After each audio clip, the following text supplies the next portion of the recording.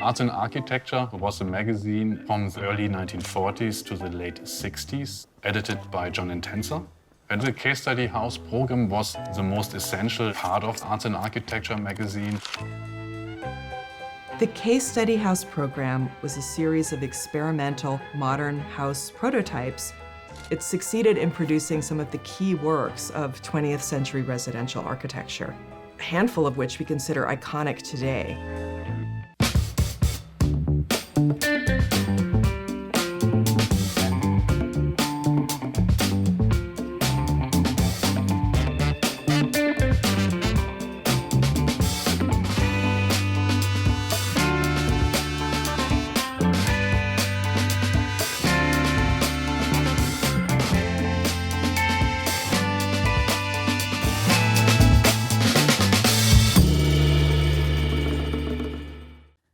This program was made possible in part by a grant from the Los Angeles County Board of Supervisors through the Department of Arts and Culture, the City of Los Angeles Department of Cultural Affairs, and the National Endowment for the Arts.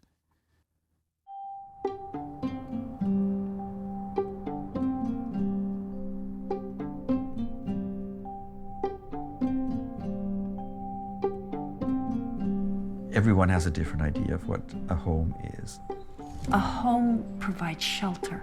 It provides a place to cook food. A home is an area that you can live well in and you can entertain well. It's about the comfort of knowing that people you love are near you, with you.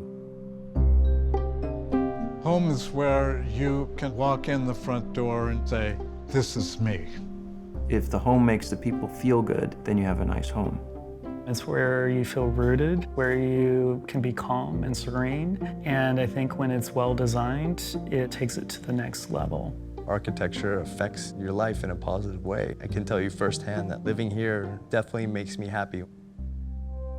Architects really like to say that architecture is a social art. And it is a social art because it's for people. This was really an idea that became very strong in the years after the war. A pent-up demand for housing developed during that time, and many architects and people like John Intenser, the editor of Arts and Architecture magazine, were interested in these issues and began to think about what they could do. It really was the sort of combination of a lot of really, really interesting minds being very aware of what was happening, and John Intenser, who saw that he could actually provide the perfect platform. The Case Study House program was a series of experimental modern house prototypes envisioned to provide new alternatives to post-war housing that would be improvements upon what was previously available to the typical American family. It was not just an architecture that was being promoted, it was a lifestyle. There's something about these houses that just enlivens the spirit. It's more than just a house. It has really the history, which is interesting. If you look nowadays to modern houses, you see some of the elements that have been tried out here 60 years ago. These houses definitely blur the lines between it's a place where you live and it's your house, but it's also a piece of art. It was arts and architecture for a reason that it did bring these two things together. You look around at these spaces and these houses and they're beautiful. But they're also this idea that living with art, it's a much better everyday experience.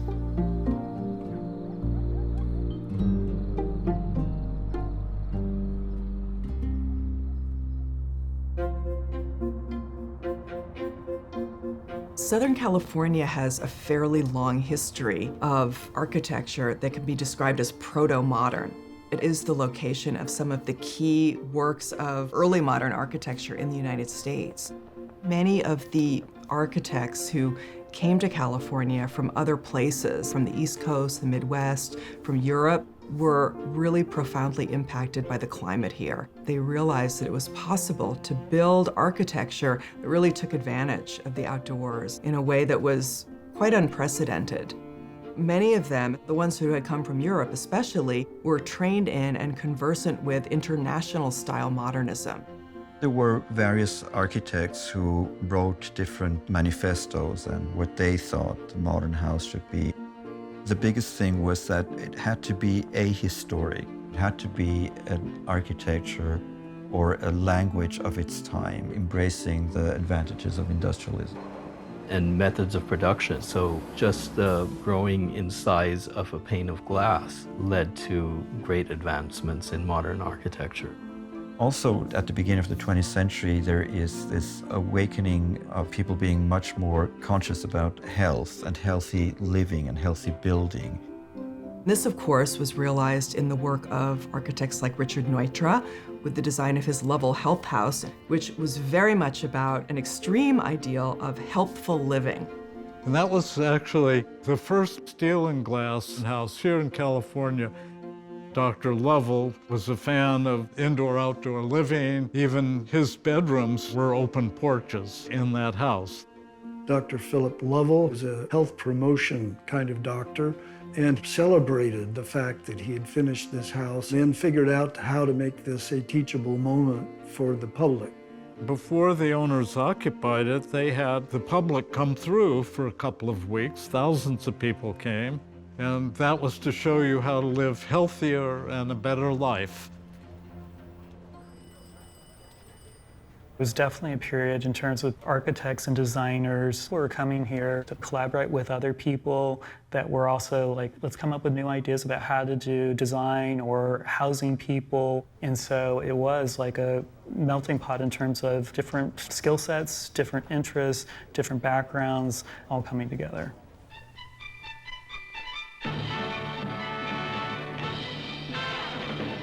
There was a sense of promise in California. At one time, it was considered a beacon for a brighter way of life. California, the land of sunshine and swimming pools and sleek geometry carved out below its mountains.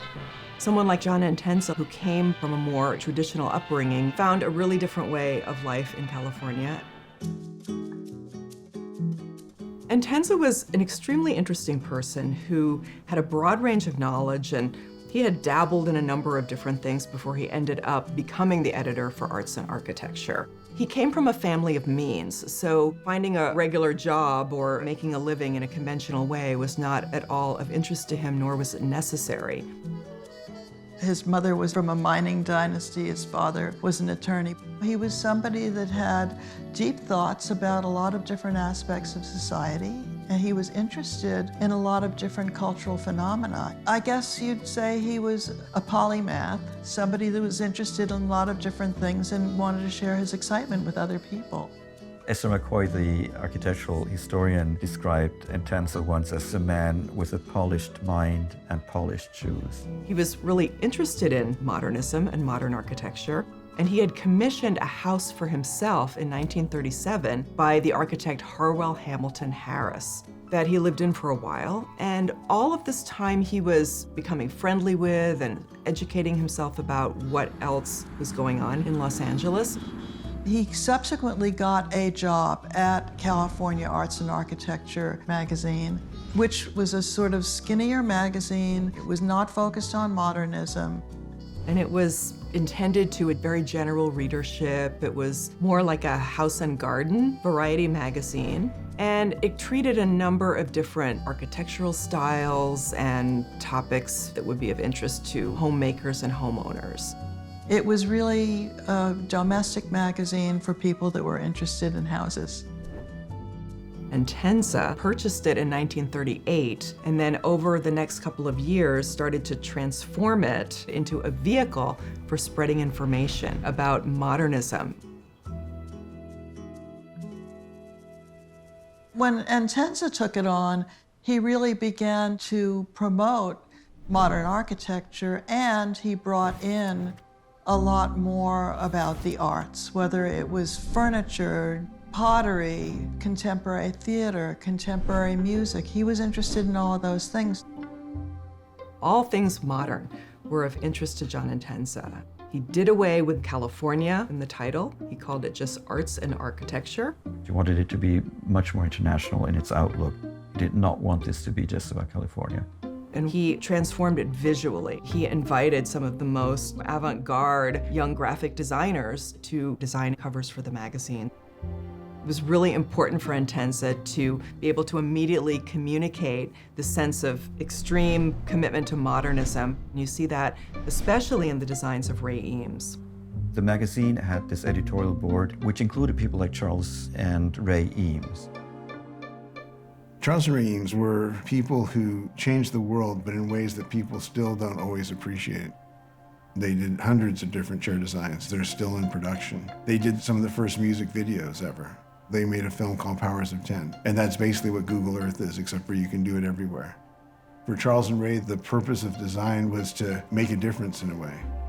So Charles and Ray were very intimately part of the whole experience of Arts and Architecture magazine until like the late 40s. Charles was on the editorial board. Ray designed many beautiful covers. Both of them contributed articles. It was where some of the first articles about the Eames furniture appeared. Charles said Intenza is a really amazing guy. He's one of the few people really fighting for the cause out here. And the cause, in this sense, was sort of the larger idea of what design and architecture can be. It was a community of people who were passionate about these new ideas. And Arts and Architecture magazine became a lifeline to a bright future. John Intenza was also very socially and politically progressive. And you see a really wide range of topics addressed from this very progressive, socially expansive point of view.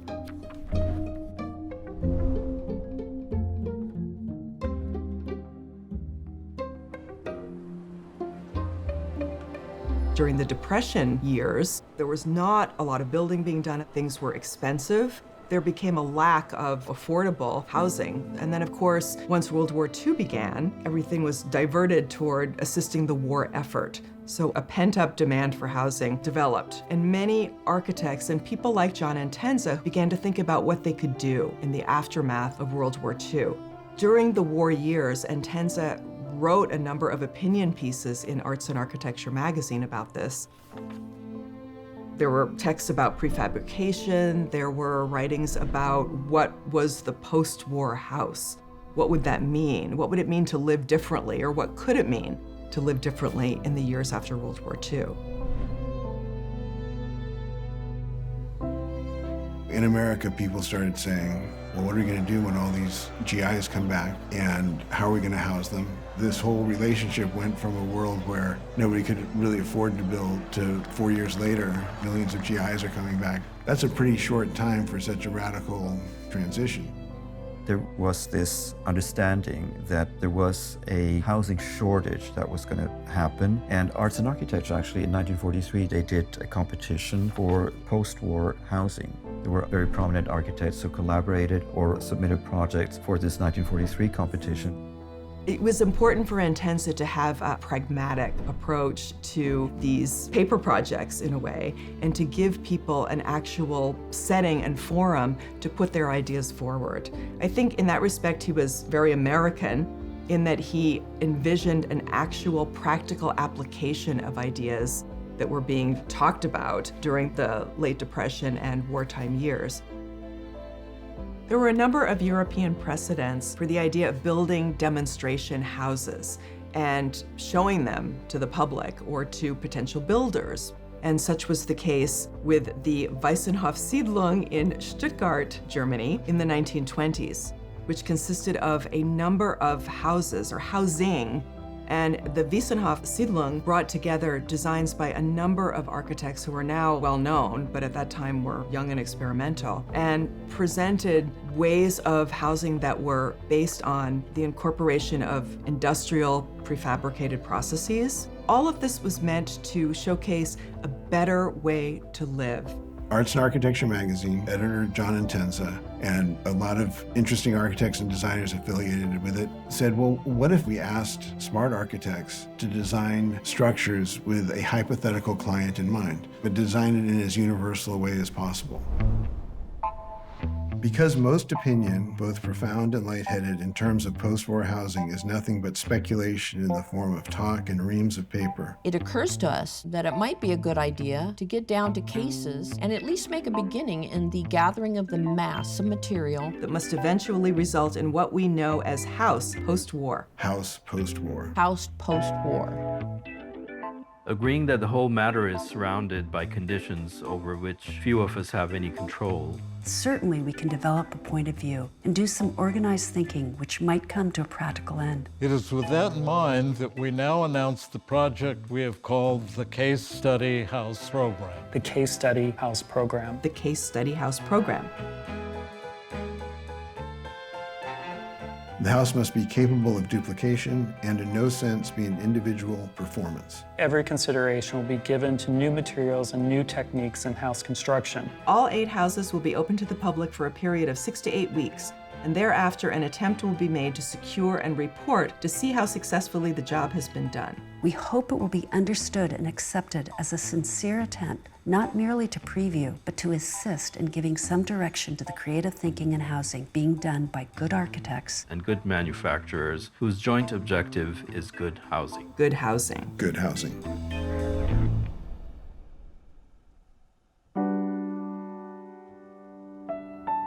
In January 1945, when that was published, the war was still going on, hadn't ended yet, and nobody knew how soon anything would get back to normal and what would normal be. So I think it was right for Intensa to acknowledge that and signal that the results couldn't be entirely predicted, but he was going to do what he could to map out a situation that could conceivably result in some kind of improvement and innovative thinking and approaches. When John Intensa launched the Case Study House program, he invited 8 architects to each take on a different case study house problem and to problem solve toward a solution. He gave each architect a number, and each architect set about, beginning their project. In the pages of the magazine, he reported on the status of a new case study design. And his idea was to chronicle each design as it evolved, as it was eventually built. Every month they published a new or 2 new projects, and there were some incredibly interesting, really out there proposals. I mean, Rolf Rapson's Greenbelt house is this really beautiful idea of a house that was built around a large garden, and there's a fantastic rendering of the father coming home by helicopter, and so he's looking down on his house. Or the project that Whitney Smith did, where he proposed a covered outdoor space in the center as the living room with these sort of pavilions docked onto that, which would contain bedrooms. I mean, this is such an interesting concept, in particular for a house in this climate. A kind of futuristic thinking was part of what some of the early case study architects had in mind. Some of them were so visionary that they never actually found clients to undertake even a version. Some of the first 8 houses were not built. Because of all of the uncertainties in the immediate aftermath of World War II, things lagged, and there was quite a delay in getting many of these or any of these projects off the ground. There were shortages of building materials. There were delays in the availability of construction materials. That's why the numbering system got off, because they thought it would be just 1 house a year. But you see, they'd plan a house, and then the owner would decide that, with rising costs, not to go ahead. So that didn't work, just numbering by the year. In most cases, though, the house wouldn't be finished in time, and so it would have to be renumbered, or it would throw the numbering system out.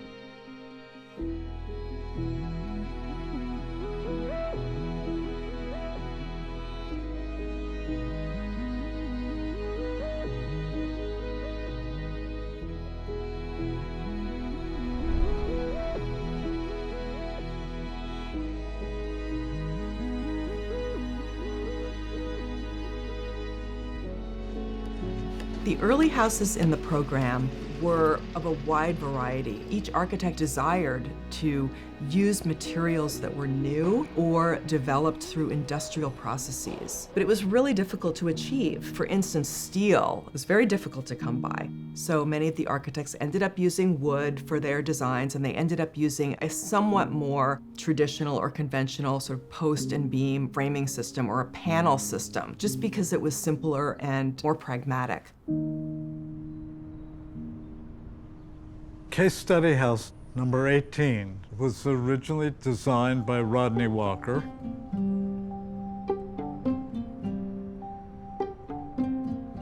Rodney was the bohemian of the group. He was the most independent.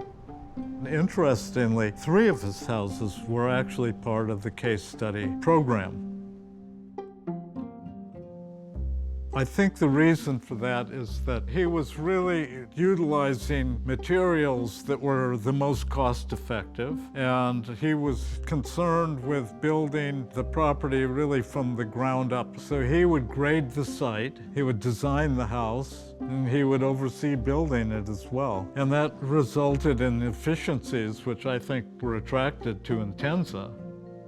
This house, its exterior is done in scored plywood, a very interesting and unique material for the time period.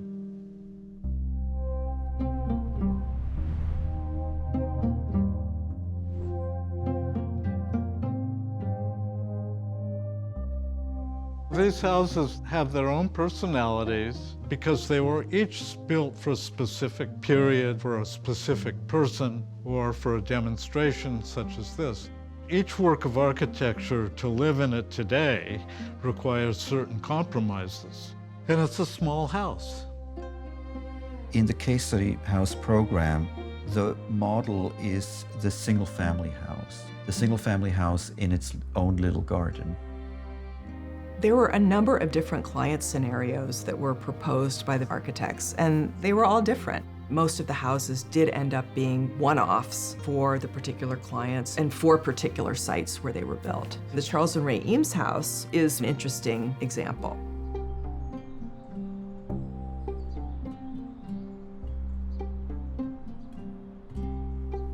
And in the case of Charles and Ray, the hypothetical client was a working couple with grown children because our mother was already away at college, and so that's who they were designing for. It described them, but there are other people on the planet who are working couples who have grown children. Intenza purchased a plot of land in Pacific Palisades on a bluff overlooking the ocean. John Intenza's idea was to purchase this bluff so that multiple case study houses could be built here. So it would serve as an incubator. Intenza decided it was crazy to do this whole program and not get a house for himself, and that's where Case Study House number 9 came from.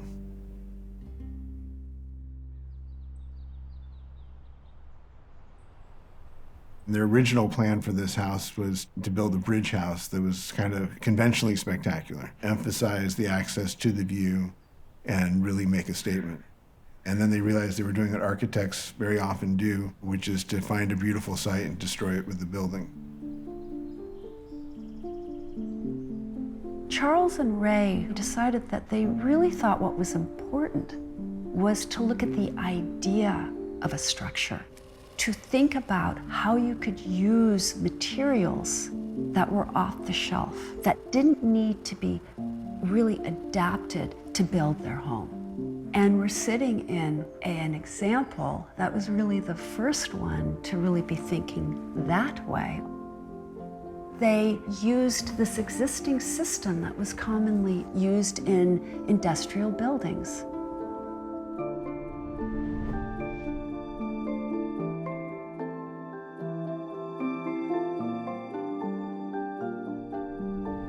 In the design, they use all off-the-shelf available stock parts, including exposed steel decking and factory sash windows, things that were commonplace in the building of a factory, but were quite foreign to the building of residential architecture.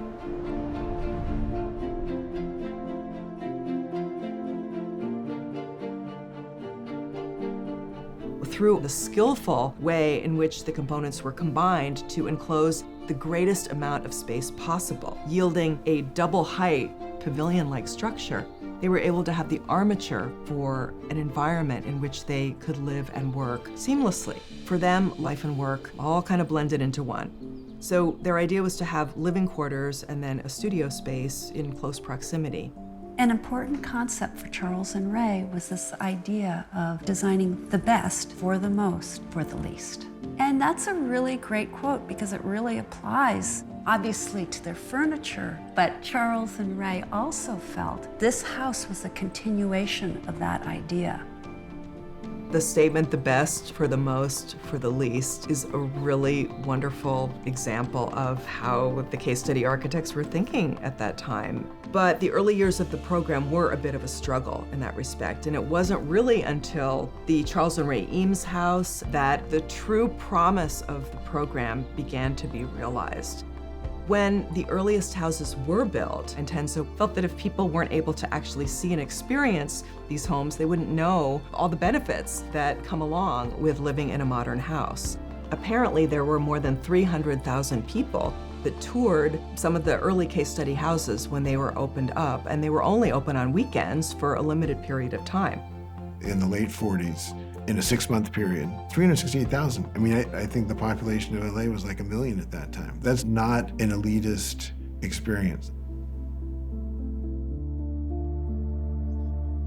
Intenso was very savvy in how he set about promoting the case study houses in the pages of the magazine.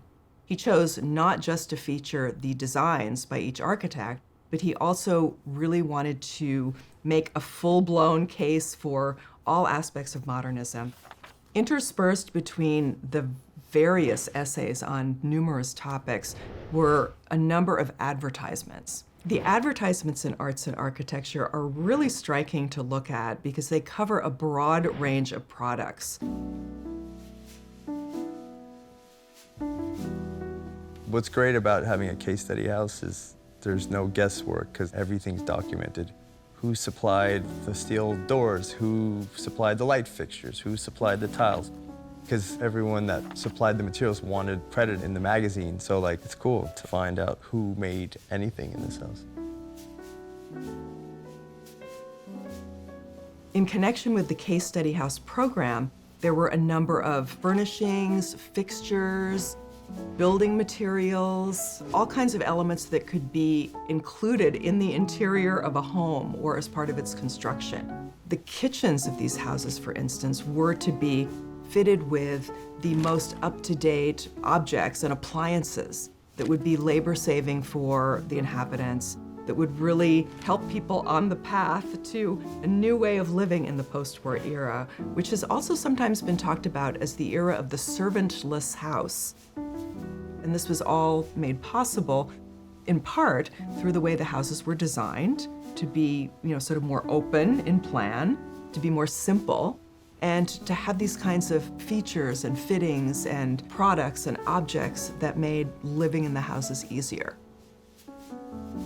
When I moved in, the oven was like a 70s, 80s oven, and because of arts and architecture, I was able to find out exactly the model of the oven, and we had it refurbished, and I put it in.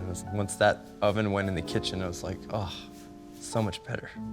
If you were restoring a Ferrari from the 50s, would you go and put new modern 22-inch wheels on it? Like, it would look ridiculous.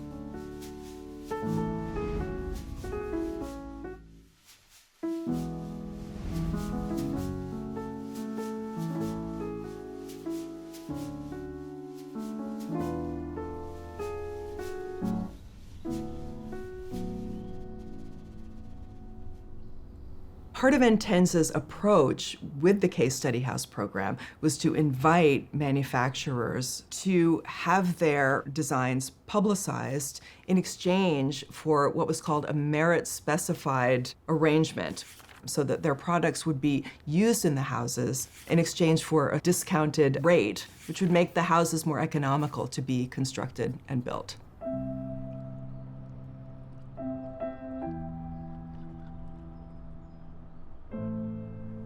When it came to the Case Study House program, my parents didn't know anything about it. So when it was presented to him, and Pierre said, I can get you into this, and you're gonna have some cost benefits to it, my dad was all ears. They struggled to get this place built. If it wasn't for the case study program, I don't know if they would have been able to do it, because the steel was all donated at cost. If you had to pay full price, I don't know if they could have got it done.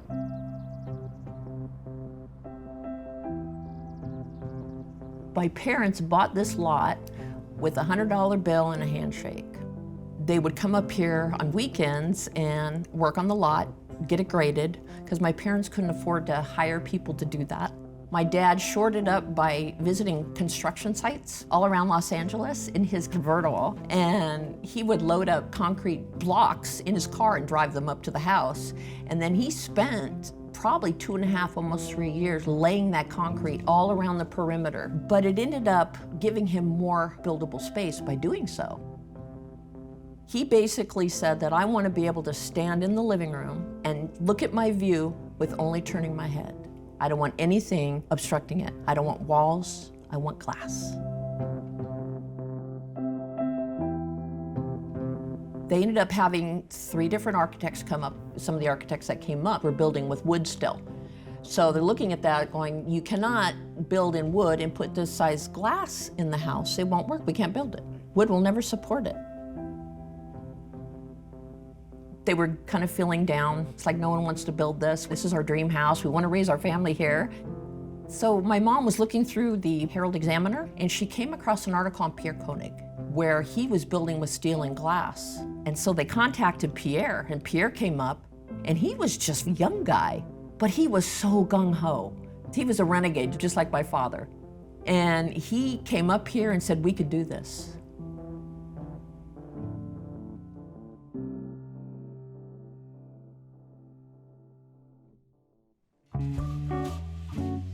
The next step was to get funding to build the house, and they kept getting turned down because no one wanted to finance anything up here in the hills. Thought it was too dangerous.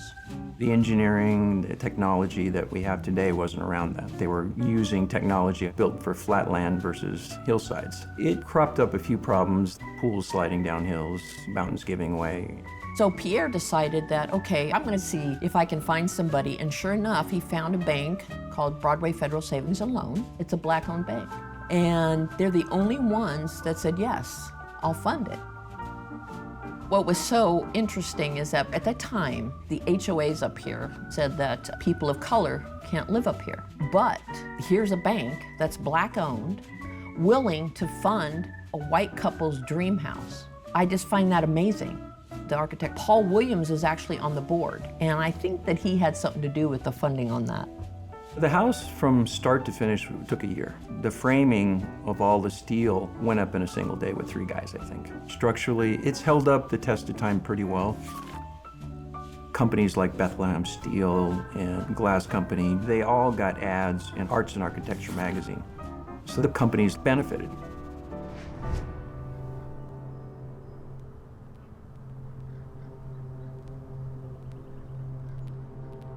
Pierre blurred the lines of indoor-outdoor living. The house is 2,300 square feet, but when you consider the courtyard, the pool area, which is an extension of the house, it becomes a much bigger place. The ability to be inside-outside at the same time is amazing. To be able to open a sliding door and have the inside and the outside right there. It just blends at that point, and I just love that. All of these houses were incredibly sexy. It was not just an architecture that was being promoted, it was a lifestyle. And it had to do with being in Southern California. It's always nice weather, you have a swimming pool, and they were photographed, most of them by Julius Schulman, in a way that was all about people wanted to live like that. And Schulman was very much part of the whole apparatus of kind of promoting the case study program and making this known to the rest of the world. And he, unlike many other photographers, always insisted on having people in the photographs. He wanted to show the houses as environments that were lived in and give people an idea of how they were used. And it was a way to also bring scale to the photographs. Before they opened the house to the touring that had to be done through the Case Study House program, Julius Schulman came up to start taking pictures of the house. All the photos you see of the house were all taken in one day and one night. I had been setting up the camera inside the living room. I walked outside, just curious to see what the house looked like. The girls were staying there. I suddenly saw this composition. So I ran to the house and said, let's go bring the camera out here quickly. We got much better composition. My assistant set the lights, replaced them with flash bulbs. Then I called to them, you'll be sitting in the dark, so keep talking if you want to. And then all the flash bulbs go off at one time. And that's it. I mean, that's like a masterpiece image. Julius made the house famous. He once said, I didn't capture a real estate shot, I captured a mood, a moment, a feeling. And I think that's why it's so impactful, because it spurs on people's imaginations. It was an amazing photo, and it was sheer accident. The ironic thing is that photo never appeared in Arts and Architecture magazine. A lot of the other ones did, but that one did not. At the beginning, when the case study program was announced, it was all about building a very affordable house, building inexpensively, building a house that could be duplicated. In reality, that was pretty difficult to achieve, and most of the houses did end up being one-offs or singular examples for the particular clients and for particular sites where they were built. There's only one house that was duplicated. That's a J.R. Davidson house. Later, there were a few examples of multi-unit projects, like the A. Quincy Jones that was supposed to be, I think, 200 units, or the Killingsworth Triad.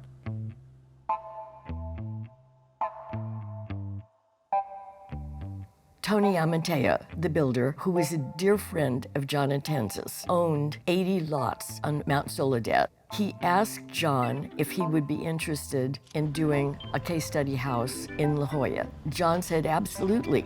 They sat outside in the dirt trying to decide which of the lots would work. And I know this is absolutely true because Tony told me the story more than once. They got blind drunk on really cheap red wine. And they couldn't choose a lot, so they would do 3, and that's how it became the Triad.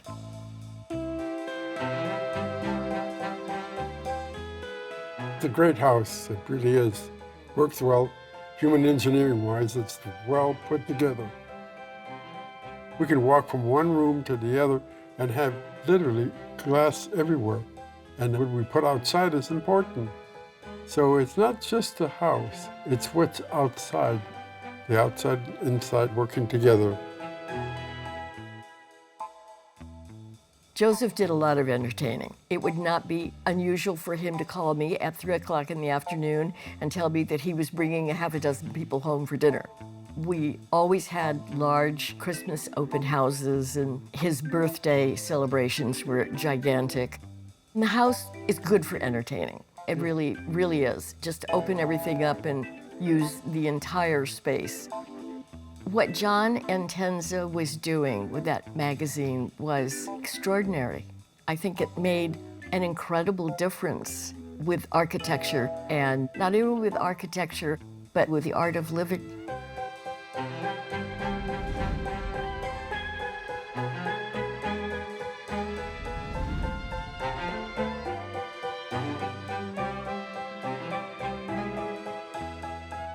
Each of the houses is slightly different. This house, House C, is the smallest. The one across the street is the largest. And I think in many ways probably the more traditional in the way it's laid out. The one across the driveway, House B, I think would be difficult to live in, the way that it's laid out. Many years ago, we agreed with each other that this one was the one that worked. The House C, I've always been sort of astonished that house was not picked up by a developer, the plan, because it's such a simple plan and it works so well, and it would work so well in the development. Intenza really did want all the houses to be replicable. He wanted to influence the building industry, and he desired to see tracts of case study houses instead of the conventionally built tracts that proliferated across the United States.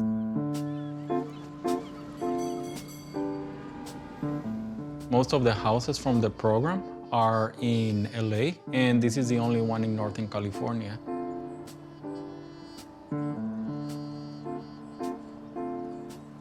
was early 60s. This neighborhood didn't exist. People were moving outside of San Francisco, starting to commute into the city for work, and this neighborhood was the product of that. My dad was a captain with TWA in the early pioneering days of the jet age, and my mother was an air hostess. And the two of them decided they wanted to move out to this area, and then they heard about this house being built, and they were very drawn to that. And the idea of using steel was really intriguing to my father. I think my father and my mother both really appreciated what steel could do for a home. And there was kind of a lot of talk about the future homes being steel, and it was kind of a really magical time in history. Living in a house like this, it opened you up to a kind of a different way of thinking. It really helped me to understand the idea of not limiting yourself. What distinguishes this case study house was that they wanted to explore how you can build on a hill. California has a lot of hillsides. Builders don't really like it because it's very expensive to build foundation, excavation, etc. So the developers, in partnership with Bethlehem Steel, tried to show how you could use steel to build residential spaces. They used only a few foundations here along the hillside and then used prefabricated steel with a long span up to 28 feet. So they could really have this big open floor plan that we can see here now. And this was the entire structure. So all the other things that you see, like windows, doors, walls, partitions, they're not really structural. So you could reconfigure the house if needed.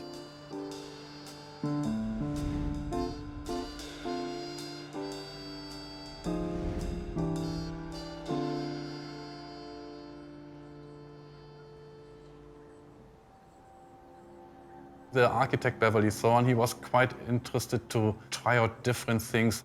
What you actually see that makes the floors and the roof is really a special construction.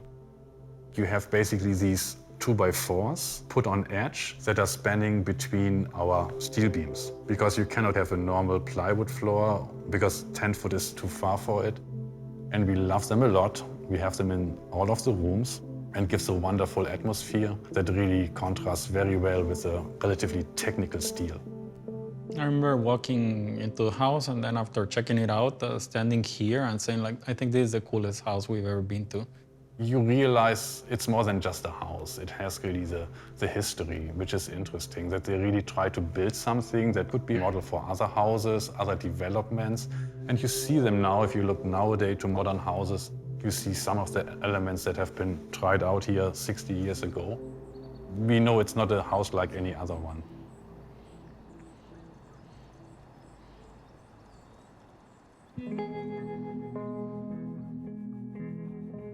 As the program developed over time and architects were able to use industrially derived components such as steel, it became a challenge because there were not that many workmen trained in how to work with steel, and developers found that it was cheaper to continue to build housing using conventional construction techniques, which primarily consisted of wood framing. And there was also the fact that many members of the public preferred conventionally appearing houses. This was a popular perception at the time. You know, you have to be careful with those people that live in houses with flat roofs. They're communists. So the liberal bent for these houses gave them a bad rap. Areas like Wonderland Park or Gregory Ames social housing did espouse liberal ideas, which have become to be completely accepted nowadays. But back in the 50s, it was taboo. I think also the large tract builders having in-house designers became common after the 60s and 70s. And they went with the period revivals on the cheap. Unfortunately, there's too much of that. And it doesn't give you the life and the freedom that these houses do. And Tenza eventually decided to leave LA and take a job in Chicago as the head of the Graham Foundation for Advanced Studies in the Fine Arts. And he decided that, he wanted to shift gears at that point in his career. And he may have felt his job was done, or he may have just felt tired about what was happening. He had put a lot of his own money into the magazine, and he was able to keep it afloat for a long time. When he turned it over to David Travers, who continued the direction of the magazine and continued the program, it stayed quite the same, but it wasn't too much longer that the magazine lasted after Intenza left.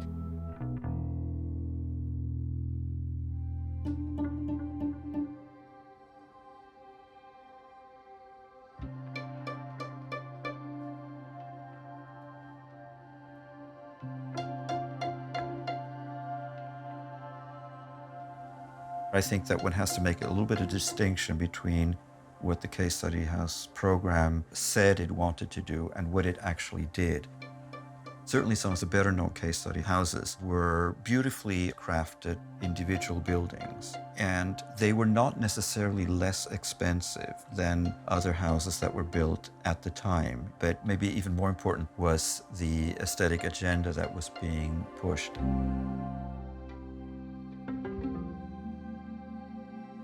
It was about sort of introducing modernism to Southern California and also introducing Southern California design to the rest of the world. My very favorite statement by Esther McCoy about Arts and Architecture magazine is when she described it as a magazine as flat as a tortilla and as sleek as a Bugatti, without financial backing and minimal advertising, became the greatest force in the dissemination of information about California. And I think that is a beautiful statement because that really does say it all about this slender magazine that had this outsized impact. Esther McCoy is an extremely important figure in the history of Los Angeles mid-century modern architecture. She worked for a while as a draftsman in the office of architect R.M. Schindler. She was also a very good writer, and she began to become a kind of spokesperson for modernism. Esther McCoy really was the first to say, hey, remember, there was a case study program. She ended up writing the first book on the case study houses. It was called Modern California Houses, and it was the first publication that actually laid out the case study house program as a kind of concrete identity other than Arts and Architecture magazine. I was really lucky. I had Esther McCoy as a mentor. It was always my dream to be involved in architectural publishing and journalism. So she said, well, you should revive Arts and Architecture, and I'll introduce you to David Travers.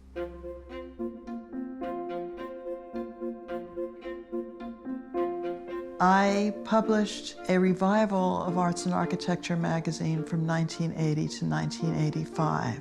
Doing that was kind of a dream come true for me.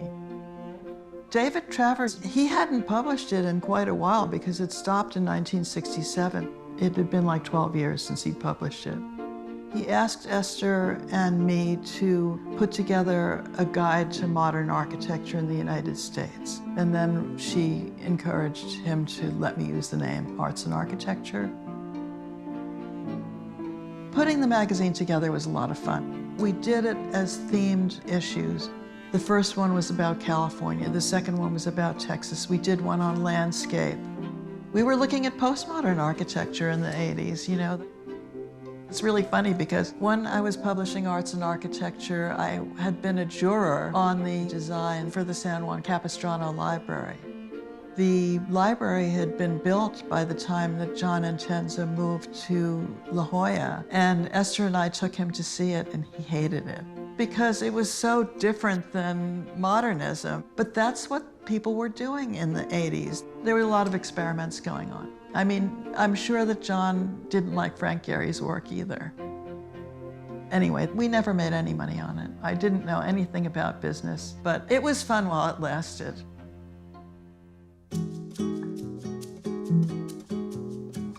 In 1989, the Museum of Contemporary Art in Los Angeles unveiled an exhibition about the Case Study House program. It was called Blueprints for Modern Living: History and Legacy of the Case Study Houses. This was about 20 years after the last of the case study houses had been built. So in that intervening 20 years, a lot had changed.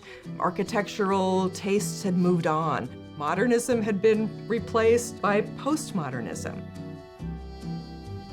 I was asked to be the curator of that exhibition, and I had the ability to meet and talk with people like Esther McCoy, who was part of our advisory team for the project, and crystallize ideas for how an exhibition could best communicate about these houses to the visiting public of our time. I think none of us had any idea that the exhibition would end up becoming so impactful and contributing in the way that it did to a kind of renaissance of modernism that continues to grow and flower. And I also find it to be extremely important that many of the buyers and owners of these houses now care for them and want to keep them restored in a way that is respectful of their architectural origins. To me, these homes are just as important as a Picasso painting or anything that's like a fine piece of art, and there's only so many of them. So many houses get destroyed. Someone buys a house and like, oh, we're gonna put a modern kitchen in it or even a modern stove. There's so much beauty in the original things in these houses, and so if they all get remodeled, there's gonna be no original examples of these homes anymore. Craig Elwood did 3 case study houses. One of them was remodeled and turned into a Spanish house, and the other one was remodeled and turned into a John Wolfe house like 15 years after it was built. So this is the only case study house by Craig Elwood that's still around. It needs to continue on. We were very, very lucky that the house only had one owner who understood the value of the house, so they took extremely good care of it. We want to follow in this stewardship and keep as much original as possible. So for instance, we restored a 1962 intercom that we can use to communicate between the different rooms in the building. This house really hasn't evolved too much, and the closer we can get it to day one when it was built, the better. We still got rabbit ears on the roof for a television. They're not used, but I think it's part of the house now. And maintaining any house is a job, especially when it's a house that was built using in part experimental materials. There's no way of being able to tell how long that material will last, how it will fail, how you could repair it, or whether you could repair it. And it's important because one of the things that delighted Charles and Ray were these textures, those surprises that Charles would refer to, the surprises of the reflections and the shadows. And I love that understanding that many visitors today arrive at when they visit this house and they go, oh. What we want, we call it the 250-year plan. We want in 250 years, when you come here, you can have this rich experience. Our mom used to say that this is 3-dimensional source material at the Eames house, that people, whether they look in it or walk in it or whatever, they're learning. I actually will sit in on some tours just to catch people's expressions and emotions when they come through the door. And if you've never seen it before in person, then it does hit you pretty hard. And that's why my sister and I have been running these tours since 2009, because we want people to see it. It'd be a crime to close this place up. And that's the way we're kind of carrying on my mom's legacy. She was willing to open that door over there to anybody that was willing to knock on it. We need to promote modern architecture more. I think it's still a very great architecture that could be built today, and anyone interested to see it, we're always happy to share it. And I think that's part of the real lesson with what they were trying to do in the first place, was show us what housing and living could be like. But it's also the idea that we need to keep them, so we still learn from them over time, and hopefully everyone continues to appreciate them, protect them, preserve them as time goes on.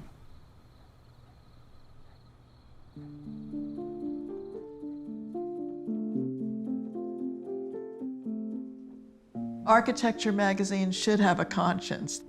And one of the things that's really interesting about what Entenza did with arts and architecture was talking about the way that people lived and the way that they should live. He was actually wanting to directly intervene and influence by doing the Case Study House program. And that was kind of radical. It would be radical today, quite honestly. I think the program, if you just look at on face value, it didn't hit all of its marks. But it's undeniable in terms of what this program was espousing to do and what it did in its lasting legacy. I think the case study program opened a lot of people's eyes of what can be done. I mean, a steel glass house perched high above the city, one corner levitating over nothing. It's an imaginary thing that it only can be done on a drawing, but here's a living, full-size house that people live in. We have enormous challenges that we need to address as a society. Architects typically are good at problem solving. So that's where, when we look at challenges that we face today, I mean, how do we provide affordable housing for an exploding population? How do we provide public transportation in a city that is drowning in car traffic? How do we think of building in an environmentally sensitive way? These are challenges where we as architects have very much to contribute. What the case study program and its legacy remind us of is there's no substitute for doing. So they did 25 buildings, they did design 10 more. And when you design them and put them out in the world, you learn things that you can't possibly learn from a rendering. We have to be patient and willing to try things that may not work, because we'll find some things that will work, and we may not learn those lessons until those things are up for a few years. The case study program was a commitment by a lot of people, and we should celebrate that and do more of it.